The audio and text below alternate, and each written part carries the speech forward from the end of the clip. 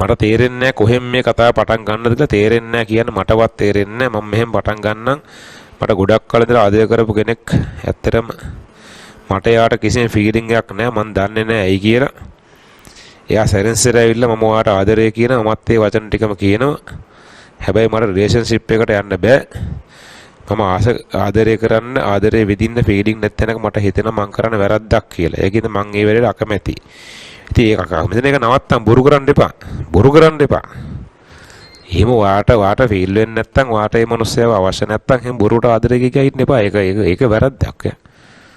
කොහොම කාලයක් යනකොට මම එයාට කිව්ව මං ගාව ඉන්න එපා. ඔය කරන one side love එකක්. ඒක ඔයාට ගොඩක් රිද්දනවා. time waste එකක් කියලා. හැමදාම වගේ කිව්වත් එයා අනිත් පැත්තට කිව්වේ නෑ මට එහෙම අපතේ යන දෙයක් නෑ කියලා. අවංකවම කියනවා නම් මට ඕනේ උනේ අයින් වෙලා වෙන තැනක සතුටින් ඉන්නවා දකින්න. කාලයක් එක්ක යාට මෙපාවට එයා සෑහෙන නපුරු වෙලා කොටින්ම කියනවා නම් හරියට ඉන්ඩිපෙන්ඩන්ට් වගේ. එයා ඒ තීරණය ගත්තේ මන් නිසා කියලා මගේ ඔළුවට හැමදාම කියනවා. ඒක ඔළුවට වද දුන්නට සාක්ෂියකම වද වෙන්නේ ඒ කිව්වේ. එයා මේ වචන ටික මටම කියලා තියෙනවා. ඔයා නිසා තමයි මම මෙහෙම උනේ කියලා. මට තේරෙන්නේ නැත්තේ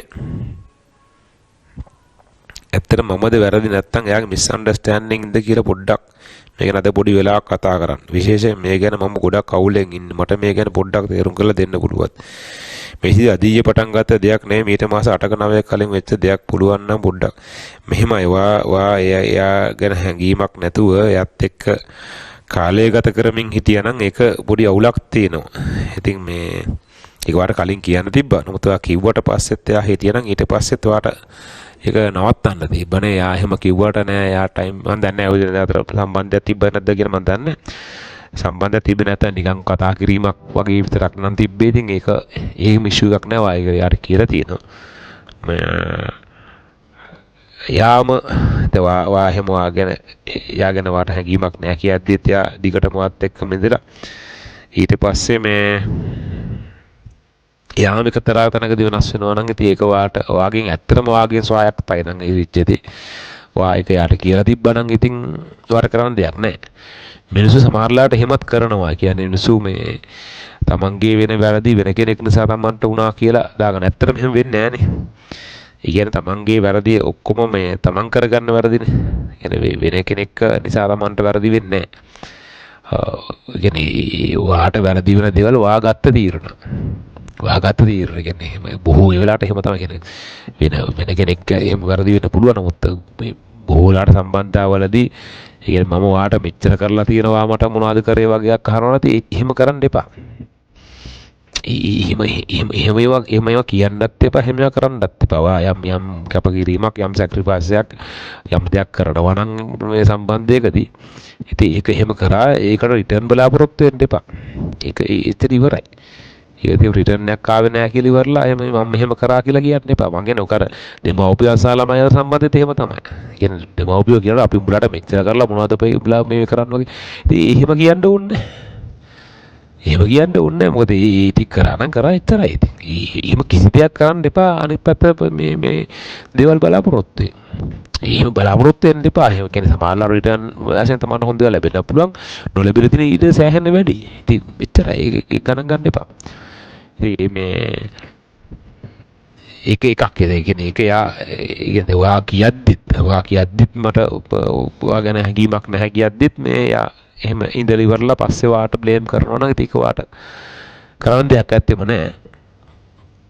නමුත් වාත් මුලදී ඔය කිව්වට අපිට කිව්වට මෙහෙම මේ වත් ඒ සම්බන්ධය පවත්වාගෙන යන්න ගිහිල්ලා තියෙනවා වාගේ පැත්තේ වැරද්දක් තියෙනවා. ඉතින් එහෙම වැරද්දක් තිබ්බා කියලා දිගටම විදවමින් ඉන්න ඕනේ නැහැ. ඉතින් ඒක කතා කරලා ඉවර කරගන්න ඉතරයි.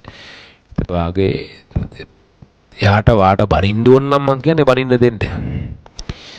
දෙන්න. මේ මුළු කතාවම අහන් ඉන්න. කතාව මැද්දේ නවත්තන්න එපා. ඒක ඇලම මම කියන්නම්. කියන්නේ අර ගොඩක් වෙලාවට ඔයගොල්ලෝ දෙගොල්ලෝ කතා කරගන්න යනවනේ ප්‍රශ්න කතා කරන්න යනවා. ප්‍රශ්න කතා කරන් ගියට පස්සේ දැන් උන් එකෙක් කියනවා කතාව. එකෙක් තමන්ගේ ප්‍රශ්නේ කියනවා. කියන්නේ කබල්ලක් කෙනෙක් ඔන්න තමන්ගේ චෝදනා ටික කරනවා. මම කියන වාට ඇත්තටම ප්‍රශ්න විසඳන්න ඕන නම් ඒ ඔක්කොම ටික කියවරන් ඉන්න. අතරම පැත්තකට උත්තර දෙන්න යන්න එපා. අතරමැද වා උත්තර දෙනවා. එයා තව එකක් කරනවා. ආයේ කතාව වෙන තැනකට යන්නේ. ඔය කරගන්න ආපු කතා කරන්න වෙන්නේ නැහැ එතකොට.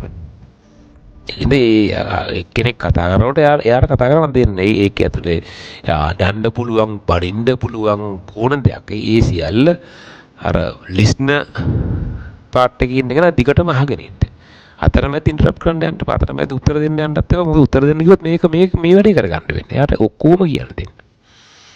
ඉතින් ඔයාට ඒ අතර දෙන්න පුළුවන්, ඔයාට කියන්න පුළුවන්. හැබැයි ඒකට මේ රිප්ලයි කරන්න එපා. ඒ ඔක්කොම කියනකම් ඉන්න. ඉතින් වා සාවධානව හරියට ඒ කියන එක අහන් හිටියොත් ඔයාගේ අඩුපාඩු වලුත් ඔයාට තේරෙයි. ඒ කියන්නේ එහෙම දෙපැත්තෙම අනිවාර්යෙන් වරද වෙලා තියෙනවා. තමන්ගේ වැරදිත් ගොඩාක් හම්බ වෙන උතර මැද්දේ තැනින් තැන පැනලා ඉවරලා උත්තර දෙන්න ගියොත් මේ කතාව වෙන තැනකට shift වෙනවා. ඊට පස්සේ වෙන ගෝරියක් වෙලා අර කතා කරගත්තේ කතා කරන්න වෙන්නේ නැහැ. මුහුත් වෙන්න තව ජලතර තමයි වෙන්නේ. ඉතින් කෙනෙක් කතා ඉවරනම් ඉන්න දෙන්න මේ ඒක මුළුමනින්ම ඉවරනට පස්සේ සමහර විට වාර කියක් දෙයක් නැති වෙන්න පුළුවන්. එනවාට මාට හිතෙන්න පුළුවන් ඇත්ත මේ සියල්ල ඇත්ත කියලා වාට මුළු කතාවම හොර පස්සේ එන්න පුළුවන් සම්පූර්ණ වරද වාග්ලා හිතෙන්න පුළුවන්. එහෙමනම් මම කියන්නේ ඒක බාර ගනින් වරද්ද. තමන්ගේ පැත්ත නම් වරද්ද නේ ඒක බාර ගන්න. මේ වරද්ද බාර ගන්න ලැජ්ජ වෙන්න ඕනේ නැහැ ඉතින්. වරද්ද බාර ගන්න. වාගේ පැත්ත නම් වරද්ද තියෙන. එහෙම නැත්තම් ඉතින් වාගේ කරුණු ටික කියන්නේ. ඒතර අනිත් එකාටත් ආචාරයක් තියෙන්න ඕනේ. වා කතා කරලා ඉවර නම් ටික අහන්න ඉන්න. එහෙම පුළුවන් නම් ප්‍රශ්න ගොඩක් ඉවරයි. දැන් ඔය කතාවෙත් මම කියන්නේ එහෙම කරගන්න. කියන්නේ අනිත් එක්කන අර බ්ලේම් කරනවා නම් ඉතින් ඒ කතාව කියන්න දෙන්න. කතාව සම්පූර්ණයෙන් අහන්න ඉවරලා ඔයත් ඔය කතාව කියන්න. ඒතර එහෙම මුළුමනින් කතා කරගන්න පුළුවන් නම් දෙපැත්තටම ප්‍රශ්න ඔක්කොම නෙවෙයි. නමුත් ගොඩක් ප්‍රශ්න දෙන්න පුළුවන්. ගොඩක් වෙන්නේ අපි කතා කරන එක කරන්නේ. අපි අහන්නේ නැහැනේ. අපි අහන් ඉන්නේ අපි මාර්තා කරනවා යත් කතා කරනවා දෙන්නත් එක්ක කතා කරනවා මේ කවුරු තහනේ උන්නේ කවුරු තහනේ උත් නැහැ කාටවත් පර්සනැලිටි එකක් නැහැ තමන්ගේ වැරද්ද පිළිගන්න. මගේ අතින් අඩුපාඩුවක් වුණා කියලා පිළිගන්න මේ ඒක ඇත්ත. ඒ කියන කතාව ඇත්ත. මම වැරදි. මගේ තමයි වැරද්ද කියලා ඒක අවංකව පිළිගන්න. කියන කතාව නවත්තන්න පිළිගන්න නෙවෙයි. ඒ කියන්නේ එහෙම ඇත්තටම වැරද්ද බාර ගන්න පුළුවන් නම් මං හිතන්නේ වැඩේ හොඳයි.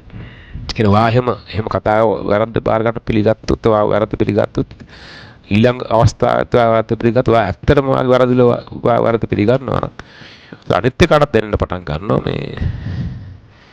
මේ මිනිස්සයා මේ වැරදි පිළිගන්නවා. ඒතර එයාටත් මේ හැමදෙස්සම වැරද්ද මගේ අරලා ඉන්න බැරි වෙනවා. ඒතර මේ ඩයලොග් එක වෙන හොඳ තැනකට යනවා. ඉතින් ඒ වැඩේ කරන්න. ඇති නේද?